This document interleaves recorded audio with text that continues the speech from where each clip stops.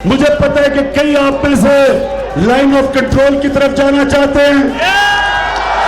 नौजवानों, मुझे पता है कि आप में जज्बा और जुनून है, लेकिन अभी लाइन ऑफ कंट्रोल की तरफ नहीं जाना जब तक मैं आपको नहीं बताऊंगा। नरेंद्र मोदी, ये कान खोल के सुन लो, कान खोल के सुन लो। ईमान वाला आदमी मौत से नहीं डरता। एक ईमान वाला आदमी, अल्लाह तो कुरान में कहता है, जो लोग ईमान ले आए अल्लाह उनके खौफ दूर कर देता है। ईमान वाले आदमी में तो खौफ है ही नहीं। जब वो मौत से नहीं डरता, उसमें क्या खौफ है?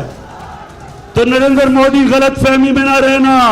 पाकिस्तानी कौम, दुनिया के सामने कहना चाहता हूं कि जो ये कश्मीर में कर रहे हैं, इसका रद्द अमल आएगा।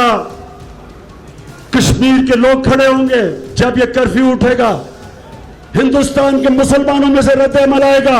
तो ये भी सुन लो नरेंद्र मोदी, ये याद रखना कि अगर तुमने फिर ये सोचा कि दुनिया की नजर कश्मीर से उठा के पाकिस्तान में कोई किसी किस्म की आपके इस बारी या जेट या फौज आए, तो मैं बार बार कह बैठा हूं, ईंट का जवाब पत्थर से आएगा।